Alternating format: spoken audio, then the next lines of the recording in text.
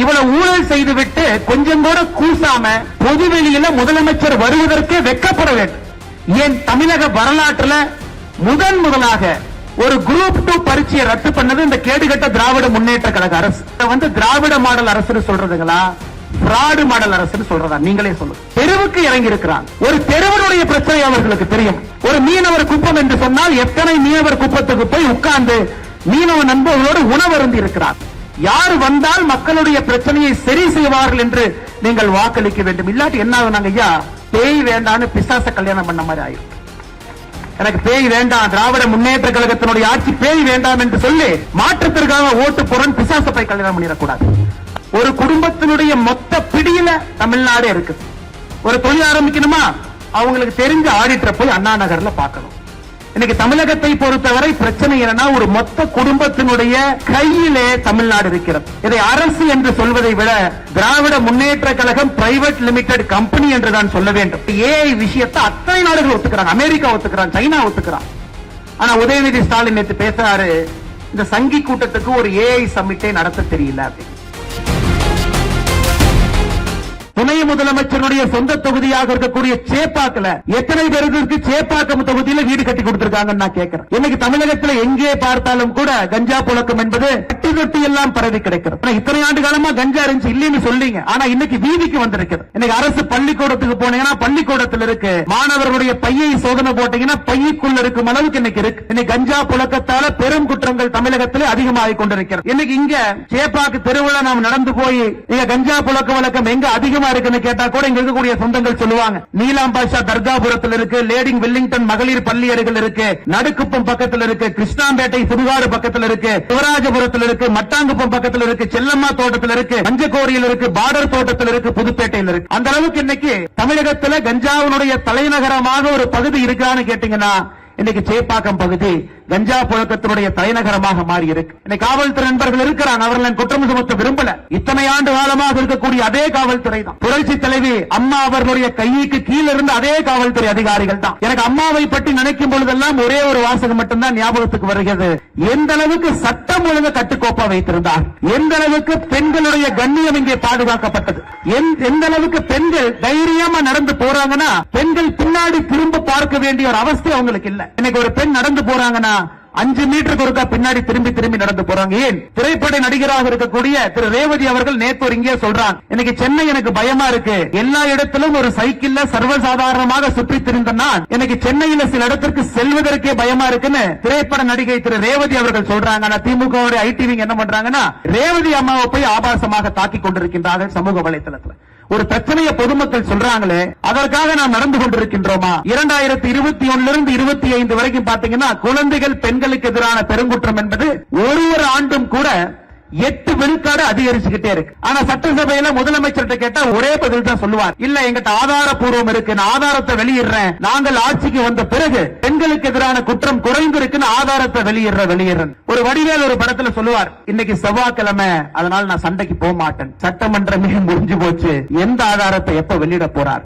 திராவிட முன்னேற்ற கழகம் ஆட்சிக்கு வந்த பிறகு பெண்களுக்கு எதிரான குற்றம் அதிகரித்திருக்குன்னு சொல்றீங்க இல்லையா, சராசரியாக 8 விழுக்காடு ஒரு வருடத்துக்குமே உயர்ந்து கொண்டிருக்கிறது. இந்த முறை உதயநிதி ஸ்டாலின் அவர்கள் என்ன சேப்பாக்கத்துக்கு செஞ்சாருன்னு மட்டும் சொல்லுங்க. இந்திய அளவில் பிரச்சனைக்குரிய விஷயங்களை பேசி தமிழ்நாட்டு மக்களை அவமானப்படுத்துவது மட்டுமே அவருடைய குறிக்கோளா இருக்கு. சனாதன தர்மத்தை ஒழிக்கணும், டெங்கு, கொசு, மஸ்கிட்டோ பார், அது உச்சநீதிமன்றம் வரைக்கும் போகும். அதன் பிறகு உச்சநீதிமன்றம் ஒரு கொட்டு வைத்த பிறகு அமைதியா இருப்பார். மு.க. ஸ்டாலினுடைய மகன் பேசுவதெல்லாம் பிரச்சனைக்குரிய விஷயத்தை மட்டும்தான். இந்தியாவில் ஏன் ஒரு துணை முதலமைச்சர் நைட்டு 12 மணிக்கு 1 மணிக்கு இன்ஸ்டாகிராம்ல ஏதோ லைக் போட்டு காலையில திரு முடிக்கிற ஒரே நாடு நம்முடைய தமிழ்நாடு மட்டும்தான் இருக்கும். இன்னைக்கு தமிழ்நாடு அரசுல என்னங்க தவறு?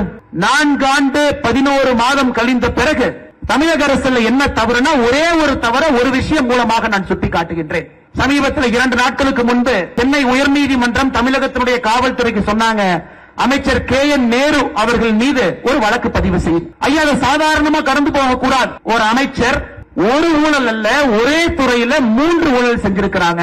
அது இடி அமைப்பு 2025 அக்டோபர்ல டிஜிபிக்கு ஒரு கடிதம் எழுதுறாங்க, டிசம்பர்ல ஒரு கடிதம் எழுதுறாங்க, ஜனவரியில இந்த ஆண்டு ஒரு கடிதம் எழுதுறாங்க. 3 கடிதம், ஒரே துறையில 3 ஊழல்.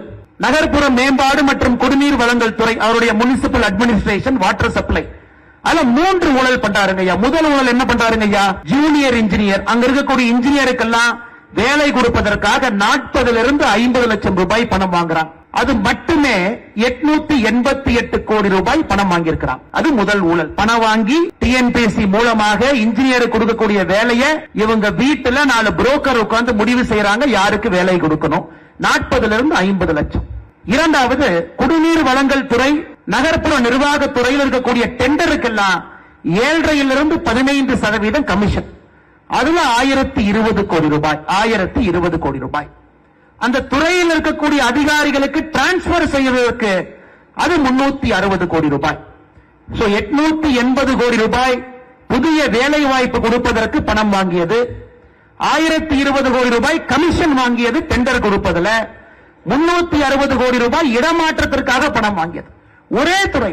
ஆனா முதலமைச்சர் எந்த நடவடிக்கை எடுக்கல. நீங்க பார்க்கணும், 280 பக்கத்திற்கு மேற்பட்டு இருக்கக்கூடிய அந்த இடி டாசியர்ல மிக தெளிவாக எழுதுறாங்க. எந்த வாட்ஸ்அப்ல பேசுறாங்க, யார் முடிவு செய்யறாங்க, யார் யாருகிட்ட சொல்றாங்க, பணம் எங்கே வந்துச்சு. இந்த திமுகவை பொறுத்தவரை அதுலயும் பாத்தீங்கன்னா 10 ரூபாய் நோட்டு தான். 10 ரூபாய் நோட்டினுடைய அந்த 6 லெட்டர் எழுதிட்டா அதை இன்னொரு இடத்துல காட்டினா ஹவாலால பணம் கொடுக்கணும். அந்த அளவுக்கு மிகப்பெரிய ஊழல் சாம்ராஜ்யம் நடத்திட்டு எதுவுமே தெரியாம மத்திய அரசு எங்களை வாட்டி வதைப்பதற்காக ஈடிய வச்சு பயமுறுத்துறாங்க. மத்திய அரசு எங்களை அடிபணிய வைப்பதற்காக ஈடிய வச்சு பயமுறுத்துறாங்க. இவ்வளவு ஊழல் செய்துவிட்டு கொஞ்சம் கூட கூசாம பொதுவெளியில முதலமைச்சர் வருவதற்கே வெட்கப்பட வேண்டும். அதுல ஈடி சொல்றாங்க, இந்த பணம் வாங்கியதெல்லாம் முதலமைச்சர் வரை சம்பந்தம் இருக்கிறது. திராவிட முன்னேற்ற கழகத்தினுடைய கட்சி நிதிக்கு இது போயிருக்குது. அந்த அளவுக்கு நேரடியாக குற்றச்சாட்டு வைத்து 5 மாத காலமாக எஃப்ஐஆர் போடாம நேற்று முன்தினம் சென்னை உயர்நீதிமன்றம் சொல்றாங்க, இது மாபெரும் தவறு, உடனடியாக எஃப்ஐஆர் போடுங்க. ஏன் தமிழக வரலாற்றுல முதலாக ஒரு குரூப் 2 பரீட்சையை ரத்து பண்ணது இந்த கேடுகட்ட திராவிட முன்னேற்ற கழக அரசு. 2 வாரத்துக்கு முன்னாடி ஞாயிற்றுக்கிழமை சுதந்திரத்திற்கு பிறகு தமிழகத்தில் குரூப் 2 பரீட்சையை நம்ம நிறுத்தி வச்சதே கிடையாதுங்க ஐயா. பல ஆட்சிகள் வந்திருக்கின்றார்கள், பல ஆட்சிகள் சென்றிருக்கின்றார்கள். ஒரு குரூப் 2 பரீட்சை நடத்த முடியும். நடத்திய பரீட்சையும் கூட ஊழல். அப்ப யாரை பாதிக்குது? உங்க குழந்தைய பாதிக்குது. அரசை பொறுத்தவரை நேர்மையா இருக்கணும் ஐயா. அரசை பொறுத்தவரை அரசு பொய் சொல்லக்கூடாது. அரசு பொய் சொல்லக்கூடாது. இங்க இருக்கக்கூடிய தமிழ்நாடு பப்ளிக் சர்வீஸ் கமிஷனே பொய் சொல்லுதுன்னா இங்க இருக்கக்கூடிய இளைஞர்கள் எங்க ஐயா போவாங்க? எங்க போவாங்க? யாரின் மீது நம்பிக்கை வைப்பாங்க? அதனால் திராவிட முன்னேற்ற கழகத்தினுடைய ஆட்சியில தான் முதலாக அரசு பொய் சொல்லி பார்க்கிறோம். அரசே பொய் சொல்லி ஒரு துறையிலும் பொய் சொல், மிக தைரியமாக பொய் சொல். மக்கள் ஓட்டு போடத்தான் போறாங்க அப்படிங்கிற கூட்டு நம்பிக்கையில அவர் நடந்து கொண்டிருக்கின்றார்கள். அதனால்தான் நிச்சயமாக இந்த ஆட்சியை நீங்கள் வீட்டுக்கு அனுப்ப வேண்டிய கட்டாயமும் கடமையும் நமக்கு இருக்கு. நீங்க அனுப்பலீங்கன்னா என்ன ஆகுனாங்க ஐயா? இந்த மாநிலத்தை பொறுத்தவரை இளைஞர்கள் வாழுகின்றதற்கு தகுதியான ஒரு மாநிலமாக இன்னும் 5 ஆண்டுகள் இருக்காதுங்க ஐயா. 10,62,000 கோடி ரூபாய் கடன். கொஞ்சம் யோசிச்சு பாருங்க ஐயா. நம்ம வீட்டுல 1 லட்சம் ரூபாய் கடன் வாங்கினாவே பதறி போய் நிற்போம். அதை எப்ப கட்டுறது? யாராச்சும் வந்து கேட்பாங்க, கூலி குறுகி நிற்போம். கடங்கார வந்து காலையில் நின்னானா மூஞ்சியை முடிச்சிட்டு போனும் வெட்கப்படக்கூடிய தமிழ் ஜனம் நாம். ஒரு கடனை வாங்கினாலும் கூட திருப்பி செலுத்த வேண்டும் என்று எவ்வளவு பொய் பேசாம கூசாம கடன் வாங்குறாங்கப்பா. ஆட்சிக்கு வந்த பொழுது 2021 4.5 லட்சம் கோடி ரூபாய் கடன். அப்படின்னா ஒரு தலைக்கு எவ்வளவுங்க? தமிழகத்தில் 2,25,00,000 ரேஷன் கார்டு இருக்கு. ஒரு ரேஷன் கார்டின் மீது 2,10,000 ரூபாய். ஒரு ரேஷன் அட்டை எடுத்தீங்கன்னா 2,10,000 ரூபாய் கடன் ரேஷன் அட்டையின் மீது. இன்னைக்கு திராவிட முன்னேற்ற கழகத்தினுடைய ஆட்சி வெளியே போகும் பொழுது 10,62,000 கோடி ரூபாய் கடன். ஐயா சுதந்திரம் எப்பங்க ஐயா வாங்கணும்? 1947 வாங்கணும். அரசியலமைப்பு சட்டம் 1950. முதல் தேர்தல் 1951-52. முதல் ஆட்சி அப்புறமே கணக்கு போடுங்க. அங்கே இருந்து 2021 வரை 4.5 லட்சம் கோடி கடன். ஆனா இந்த 5 ஆண்டுகள்ல 10,62,000 கோடி கடன். அப்ப எவ்வளவு வாங்கியிருக்கிறாங்க ஐயா? 6 லட்சம் கோடி ரூபாய் கடன் வாங்கியிருக்கிறாங்க. சராசரியாக எவ்வளவு வாங்கியிருக்கின்றார்கள்? ஒரு ஆண்டுக்கு 1,20,000 கோடி ரூபாய் வாங்கியிருக்கிறாங்க. இன்னைக்கு இருக்கக்கூடிய ரேஷன் அட்டையின் மீது 4,82,000 ரூபாய் ஒரு ரேஷன் அட்டையின் மீது கடன். அடுத்து யார் ஆட்சிக்கு வந்தாலும் மிகப்பெரிய கஷ்டத்தை அந்த ஆட்சியாளர்கள் அனுபவிக்க போறாங்க. 10,62,000 கோடி கடனை ஒரு முதலமைச்சர் வந்து அந்த நாற்காலியில் அமர்ந்து வருடத்திற்கு 80,000 கோடி ரூபாய் அந்த கடனுக்கு வட்டி கட்டி அந்த கடனை திருப்பி கட்டி டாஸ்மார்க்கில் 55,000 கோடி வரக்கூடிய வருமானம் அதையும் சரி பண்ணி எப்படி ஒரு ஆட்சி நடத்த முடியும்? இந்த 5 ஆண்டுகள்ல 20 ஆண்டு காலம் பின்னாடி தமிழ்நாடு எடுத்துட்டு போயிருக்கிறாங்க. 20 ஆண்டு காலம் பின்னாடி. வரலாறு மன்னிப்பது மட்டுமல்ல, தாய்மார்கள் மன்னிக்க கூடாது. எந்த காரணத்திற்கும் கூட தாய்மார்கள் ஏன் மன்னிக்க கூடாது? ஐயா, இந்தியாவில் எந்த மாநிலமும் 8 லட்சம் கோடி அப்படிங்கிற கடனையே தாண்டல. தமிழ்நாடு இன்னைக்கு 10,62,000 கோடி கடன். ஒரு ரேஷன் அட்டையின் மீது நான் ஏற்கனவே சொன்னது போல 4,82,000 ரூபாய். இன்னைக்கு பாக்குற திமுக காரங்க இதே பகுதியில், சேப்பாக்கம் பகுதியில் வீடு வீடா போயிட்டு இருக்கிறாங்க. இந்த மாநில அரசு ஃப்ராட் பண்ணி திமுக கட்சிக்காரங்கிட்ட லிஸ்ட் கொடுத்துட்டாங்க. நீங்க சிந்தாதிரிப்பேட்டை போறீங்களா, இந்த பெண்களுக்கெல்லாம் 5,000 ரூபாய் கொடுத்திருக்க, நீ போய் ஸ்டிக்கர் ஒட்டிக்கணும். இன்னைக்கு திமுக நண்பர்கள் என்ன பண்றாங்கன்னா, வீடு வீடா போய் அம்மா 5,000 வந்துச்சா, ஏதோ இவர் ரிசர்வ் பேங்க்ல உட்கார்ந்து பிரிண்ட் அடிச்ச மாதிரி 5,000 வந்துச்சா, 5,000 வந்துச்சா, அடுத்து ஏதாவது வேணுமான்னு கேளுங்க, அடுத்து வேணுமா, பையனுக்கு வேலை வேணுமா, அதை ஃபில் பண்ணி கொடுங்க. எவ்வளவு பெரிய ஃப்ராட் பாரு. அருமை சொந்தங்களே, சரி, திராவிட முன்னேற்ற கழகத்தினுடைய ஆட்சியில கடந்த 32 மாசத்துல நம்முடைய தாய்மார்களுக்கு 1,000 ரூபாய் கொடுக்கறீங்க. ஒரு கணக்கு வச்சுக்கலாம். 32 மாசத்துக்கு 1000 32,000. பொங்கல் தொகுப்பு எவ்வளவு கொடுத்திருக்கிறீங்க? ஒரு முறை 3,000, இந்த முறை 2 பொங்கலுக்கு 1,000. 5 பொங்கல்ல 2 பொங்கலுக்கு பணம் கொடுக்கல, 3 பொங்கலுக்கு கொடுத்த பணம் 5,000. பெண்களுக்கு 1,000 ரூபாய் 32 மாசம் கொடுத்தீங்க, அதுல 28 மாசம் கொடுக்கல, 32,000 5,000 ரெண்டையும் சேர்த்துனீங்கன்னா 37,000. 37,000 ரூபாய் ஐயா நம்முடைய தாய்மார்கள் வங்கி கணக்குக்கு வந்திருக்கு. பொங்கல் தொகுப்பு மாசம் 1,000 ரூபாய். 5 ஆண்டுகள்ல எத்தனை நாள் இருக்கு? 1825 நாள். அப்ப நான் 37,000 1825 வகுத்து பார்க்கிறேன். ஒரு நாளைக்கு உங்களுக்கு 20 ரூபாய் வந்திருக்கு. 20 ரூபாய். 1825 நாள் ஆட்சியில் இருக்கக்கூடிய திராவிட முன்னேற்ற கழகம் ஒரு நாளைக்கு உங்களுக்கு 20 ரூபாய் கொடுத்ததாக கணக்கு தான். 1825 நாள் 37,000. ஆனா எவ்வளவு கடன் ஏற்றிருக்காங்க? 2,10,000 ரூபாய் ரேஷன் கார்டின் மீது இருந்தது, 4,82,000 ஏற்றிருக்கிறாங்க. எவ்வளவு ஏற்றிருக்கிறாங்க ஐயா? 2,72,000 ரூபாய் ஒரு ரேஷன் கார்டின் மீது கடனை ஏற்றிருக்கிறாங்க. கொடுத்தது 37,000, ஏத்தன கடன் 2,72,000, கொடுத்தது 20 ரூபாய், எடுத்தது 150 ரூபாய். இத வந்து திராவிட மாடல் அரசு சொல்றதுங்களா, ஃப்ராடு மாடல் அரசு சொல்றதா? நீங்களே சொல்லுங்க, நீங்களே சொல்லுங்க. 1825 நாள்ல 20 ரூபாய் கொடுத்து விட்டு மொத்த கடனை 2,72,000 உயர்த்தி, அந்த 2,72,000 அதே 1825 போட்டா ஒரு நாளைக்கு 150 ரூபாய்ங்க ஐயா. 150 ரூபாய் தினமும் ஒரு ரேஷன் அட்டையின் மீது கடனை ஏற்றி கொடுத்தது 20. அப்ப 130 ரூபாய் உங்ககிட்ட இருந்து அட்டையை போட்டிருக்காங்க. அதனால்தான் இதை ஃப்ராடு மாடல் அரசு என்று சொன்னால் மட்டும்தான் இது சரியாக இருக்கும்.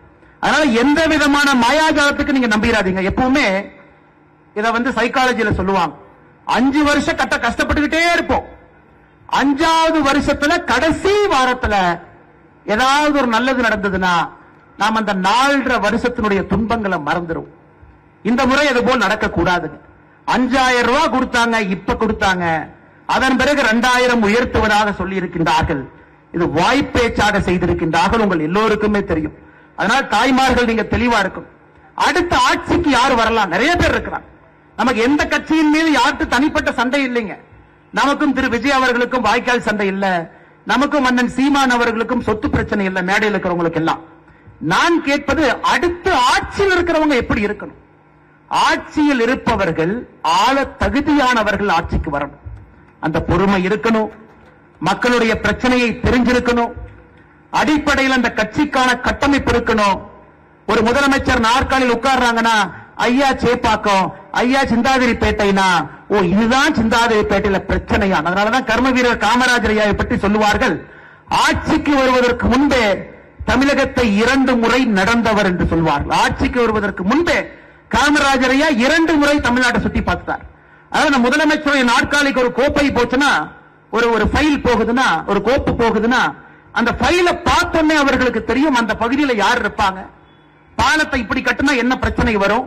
ஒரு முதலமைச்சருக்கு அந்த அளவுக்கு தெரிந்திருந்தால் மட்டும்தான் அகண்ட நிலப்பரப்பாக இருக்கக்கூடிய நம்முடைய தமிழகத்தை 8.5 கோடி மக்கள் இருக்கக்கூடிய இந்த நிலப்பரப்பை ஆள்வதற்கு அந்த முதலமைச்சருக்கு தகுதி அந்த நாற்காலியிலிருந்து தெரிந்திருக்க வேண்டும். அதனாலதான் நான் யார் மீதும் தனிப்பட்ட விமர்சனமோ குற்றச்சாட்டோ வைக்கல.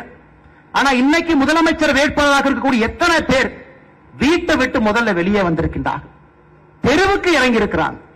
ஒரு தெருவனுடைய பிரச்சனை அவர்களுக்கு தெரியும். ஒரு மீனவர் குப்பம் என்று சொன்னால் எத்தனை மீனவர் குப்பத்துக்கு போய் உட்கார்ந்து மீனவ நண்பர்களோடு உணவருந்தி இருக்கிறான். இந்த சாலையை பழுது பார்க்கணும், இங்கே பாலத்தை போடணும், இங்க மாத்தணுங்க ஐயா, மெட்ரோ ஜங்ஷனை மாத்தணும்னா முதலமைச்சருக்கு தெரியலனா அதிகாரிகள் தான் ஆட்சி செய்வார்கள்.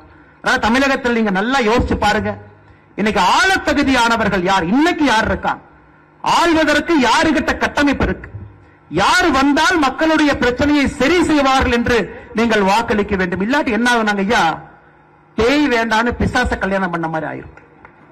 எனக்கு பேய் வேண்டாம், திராவிட முன்னேற்ற கழகத்தினுடைய ஆட்சி பேய் வேண்டாம் என்று சொல்லி மாற்றத்திற்காக ஓட்டு போறேன் பிசாச போய் கல்யாணம் பண்ணிடக்கூடாது.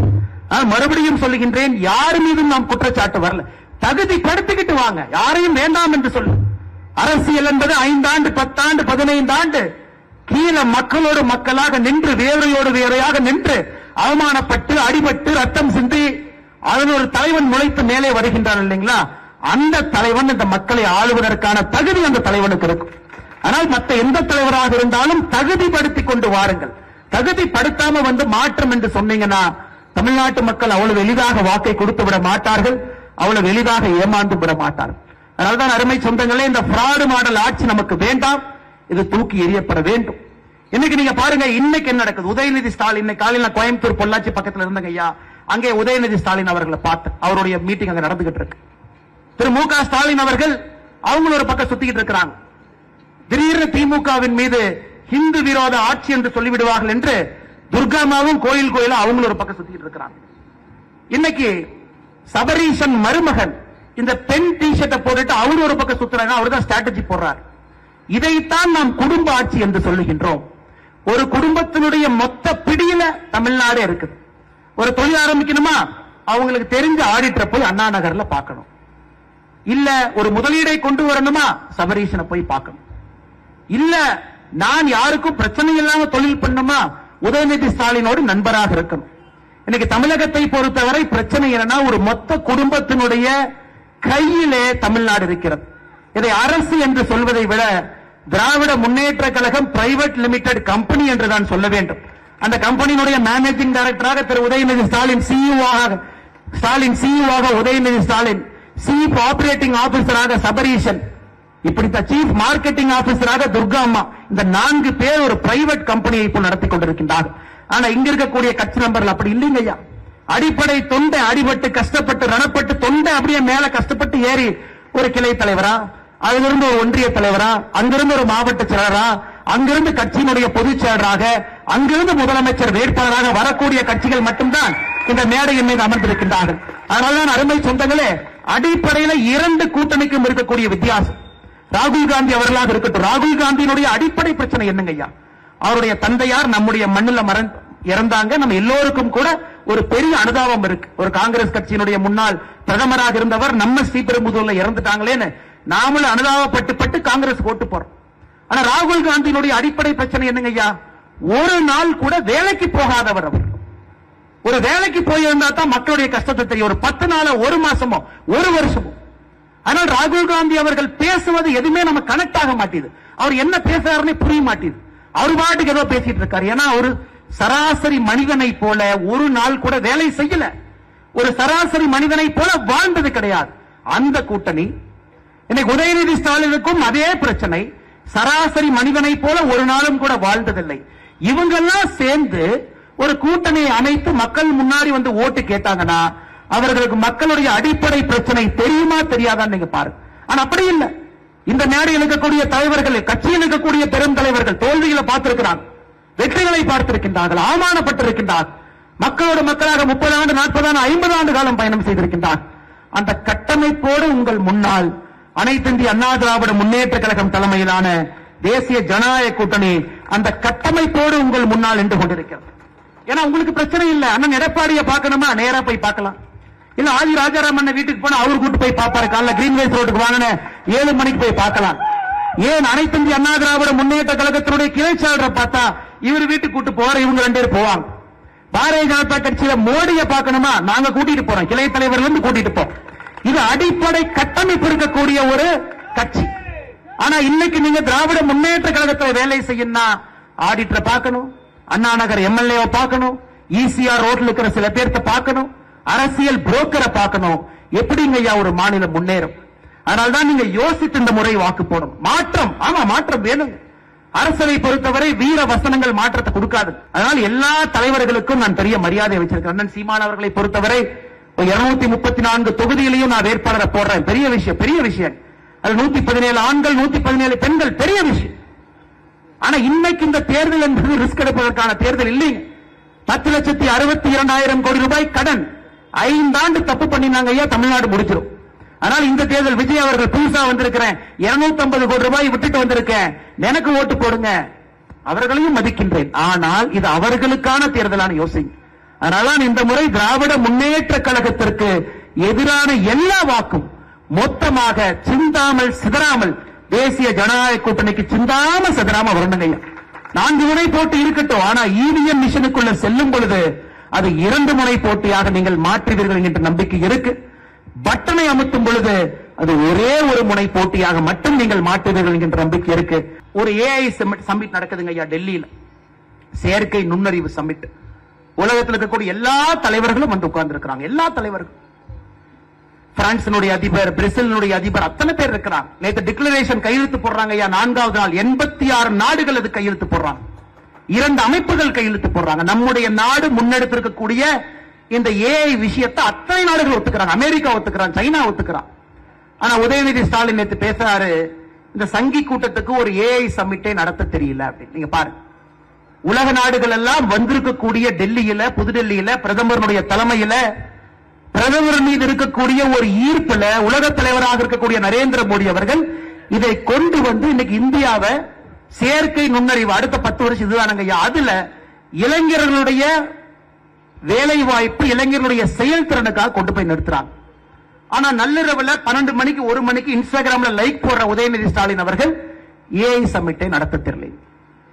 அருமை சகோதரர் உதயநிதி ஸ்டாலின் அவர்கள்ட்ட சமீபத்தில் பத்திரிகை கேட்டாங்க, ஐயா தமிழ்நாட்டில் இந்த வாக்காளர்கள் சிறப்பு பட்டியல் திருத்தம் நடக்குது அப்படின்னு. அது உதயநிதி ஸ்டாலின் அவர்களுக்கு என்னன்னே தெரியல, எஸ்ஐஆருக்கு அர்த்தமே தெரியல. ஆனாலும் ஒரு நிமிஷம் இன்டர்வியூ பேசுறார். எஸ்ஐஆர் என்பதற்கு, சிறப்பு வாக்காளர் திருத்த பட்டியலுக்கு அர்த்தம் தெரியாத உதயநிதி ஸ்டாலின் இன்னைக்கு என்ன சொல்றாருன்னா, மத்திய அரசு நடத்திருக்கக்கூடிய சங்கி மங்கிக்கு வந்து எப்படி ஒரு ஏஐ சம்மிட் நடத்த தெரியவில்லை என்று. அதனால நீங்க நல்லா கவனிங்க ஐயா, ஒரு படிப்புக்கு மரியாதை கொடுங்க, எப்படி கஷ்டப்பட்டு வந்திருக்கிறாங்களோ அதற்கு மரியாதை கொடுங்க, உங்களுக்காக பணி செய்யக்கூடிய தலைவர்களுக்கு மரியாதை கொடுங்க. இதையெல்லாம் கொடுத்து வீதி வீதியாக நாம பிரச்சாரம் பண்ண, நம்ம தொண்டர்கள் பெருமளவில் இருக்கிறேன்.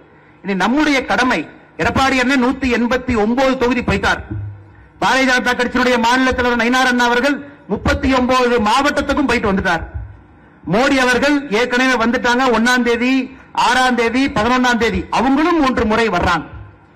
எல்லா தலைவர்களும் வந்துட்டாங்க. நம்ம வேலை வீடு வீடாக ஏறி இறங்குவது நம்முடைய கடமை. அடுத்த 50 நாள் தொண்டர்களாக இருக்கக்கூடிய நம்முடைய கடமை ஒருத்தட்டையும் போய் சொல்லணும், எதற்கு மாற்றம் வேண்டும், எதற்கு சிந்தாம சிதறாம அந்த வாக்கு தேசிய ஜனநாயக கூட்டணிக்கு வரணும், எதற்கு நம்முடைய பெரும் தலைவர்கள் மீது மதிப்பும் மரியாதையும் வைத்து இங்கே நாமல் வாக்களிக்க வேண்டும் என்பதையெல்லாம் நம்ம சொல்லணுங்க ஐயா.